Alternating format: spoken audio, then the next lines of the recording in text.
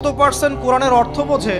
এই আল্লাহ পাকের কিতাব আমার হাতে আছে, এই কিতাবের অর্থ কতজন বোঝে এটা একটা চ্যালেঞ্জ। যারা কোরআন পড়তে জানি আমরা, তাদের প্রতি চ্যালেঞ্জ। দেখেন তাদের মধ্যে কত % মানুষ কোরআনের অর্থ বলতে পারবে।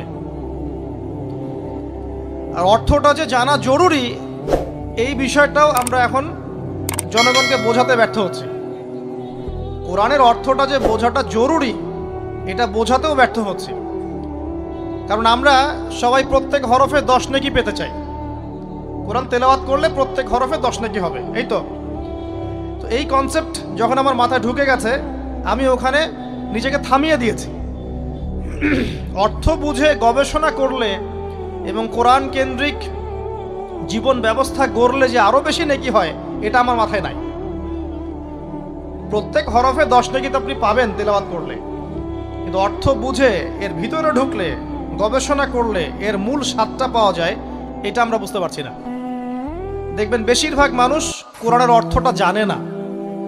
আবার আমরা যারা টুকটাক ভাঙাচুর অর্থ জানি, তারা আবার দেখবেন কোরআনের সমস্ত আদেশ মেনে চলতে পারছি না এবং কোরআনের সমস্ত নিষেধও বর্জন করতে পারছি না।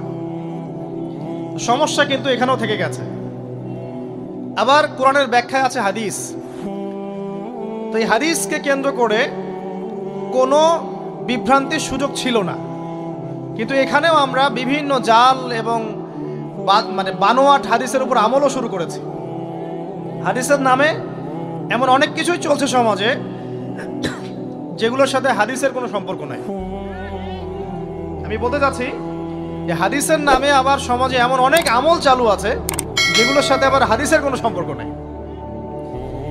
তো দেখুন, ধর্মের মধ্যেও সমস্যা থেকে গেছে। আবার আমরা সবাই মুসলিম, আমাদের সবার ইউনাইটেড থাকার কথা। মুসলিম একটা জাতি, তাদের আল্লাহ একজন, রাসূল একজন, কেবলা এক, তাদের সবার মধ্যে একটা ইউনিটির কথা ছিল।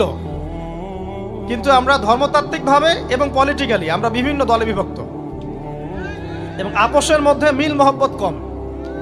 বাইরে হয়তো আমরা বলি যে আমি একজন ধর্মতাত্ত্বিক দলের সদস্য, সে আরেকটা ধর্মতাত্ত্বিক সংগঠনের সদস্য, সে আরেকটা মানহাজ ফলো করে, সে আরেক জামায়াতের, সে আরেক তরিকার ইত্যাদি।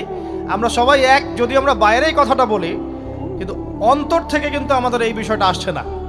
তো দেখুন, ধর্মকেন্দ্রিক অনেক প্রবলেম থেকে গেছে এখনো। আবার আল্লাহ রাসূল সাল্লাল্লাহু আলাইহি ওয়াসাল্লাম হাদিসের মধ্যে